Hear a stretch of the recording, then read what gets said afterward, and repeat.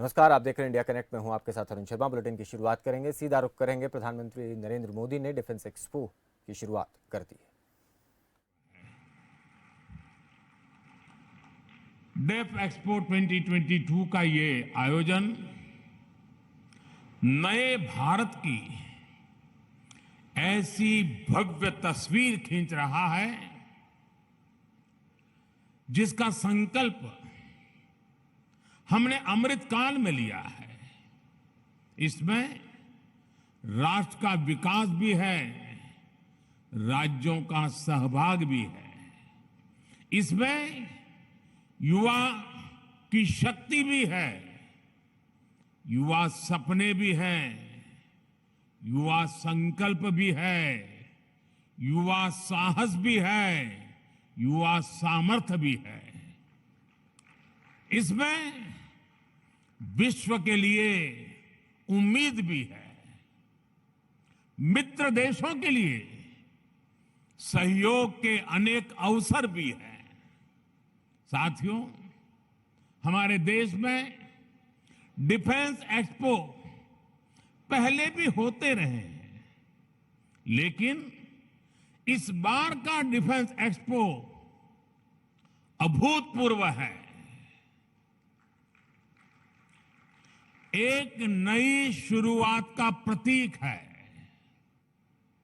ये देश का ऐसा पहला डिफेंस एक्सपो है जिसमें केवल भारतीय कंपनियां ही भाग ले रही हैं। केवल मेड इन इंडिया रक्षा उपकरण ही है। पहली बार किसी डिफेंस एक्सपो में भारत की मिट्टी से, भारत के लोगों के पसीने से बनी अनेक विध उत्पाद, हमारे ही देश की कंपनियां, हमारे वैज्ञानिक, हमारे युवाओं का सामर्थ्य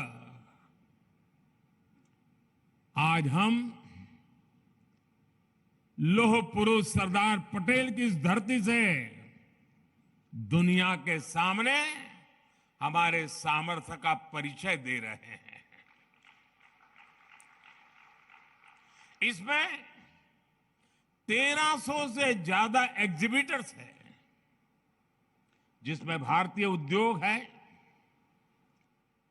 भारत के उद्योगों से जुड़े हुए कुछ जॉइंट वेंचर्स हैं,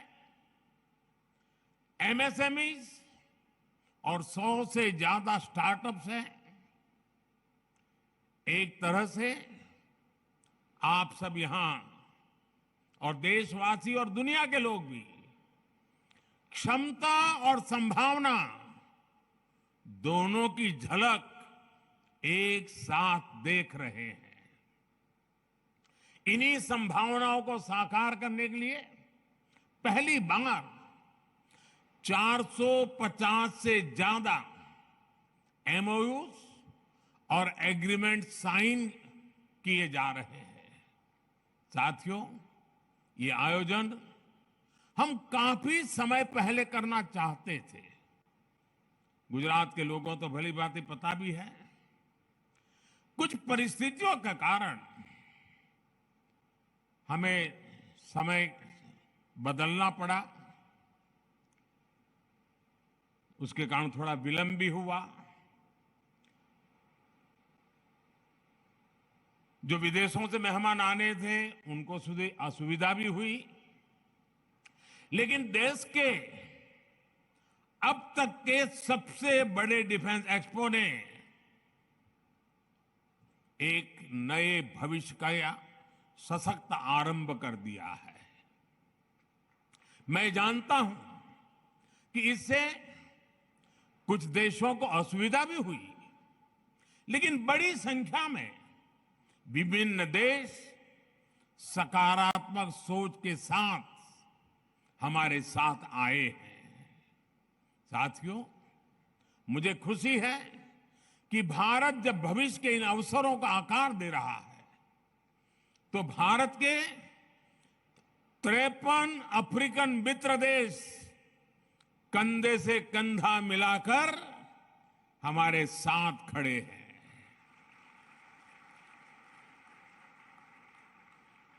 इस अवसर पर दूसरा इंडिया अफ्रीका डिफेंस डायलॉग भी आरंभ होने जा रहा है। भारत और अफ्रीकन देशों के बीच ये मित्रता, ये संबंध उस पुराने विश्वास पर टिके हैं जो समय के साथ और मजबूत हो रहा है, नया आयाम छू रहा है। मैं अफ्रीका से आए अपने साथियों को बताना चाहता हूं कि आज आप गुजरात की जिस धरती पर आए हैं उसका अफ्रीका के साथ बहुत पुराना और आत्मीय संबंध रहा है।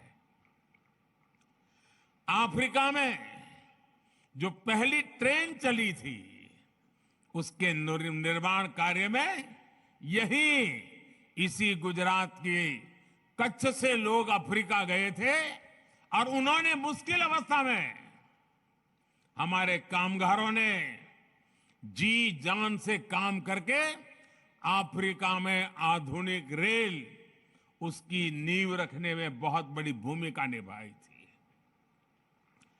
इतना ही नहीं, आज अफ्रीका में जाएंगे तो दुकान शब्द कॉमन है। ये दुकान शब्द गुजराती है।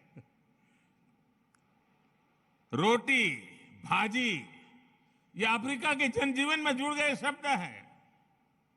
महात्मा गांधी जैसे वैश्विक नेता के लिए भी गुजरात अगर उनकी जन्मभूमि थी तो अफ्रीका उनकी पहली कर्मभूमि थी। अफ्रीका के प्रति आत्मीयता और ये अपनापन आज भी भारत की विदेश नीति के केंद्र में है। कोरोना काल में जब वैक्सीन को लेकर पूरी दुनिया चिंता में थी, तब भारत ने हमारे अफ्रीकन मित्र देशों को प्राथमिकता देते हुए वैक्सीन पहुंचाई। हमने हर जरूरत के समय दवाइयों से लेकर पीस मिशन तक अफ्रीका के साथ कंधे से कंधा मिलाकर चलने का प्रयास किया है। अब रक्षा क्षेत्र में हमारे बीच का सहयोग और समन्वय इन संबंधों को नई ऊंचाई देंगे। साथियों, इस आयोजन का एक महत्वपूर्ण आयाम इंडियन ओशन रीजन प्लस की डिफेंस मिनिस्टर कॉन्क्लेव भी है। इसमें हमारे 46 मित्र देश हिस्सा ले रहे हैं। आज अंतर्राष्ट्रीय सुरक्षा से लेकर वैश्विक व्यापार तक मैरीटाइम सिक्योरिटी एक ग्लोबल प्राथमिकता बनकर उभरा है। 2015 में मैंने मॉरिशस में security and growth for all in the region यानी सागर का विजन भी सामने रखा था।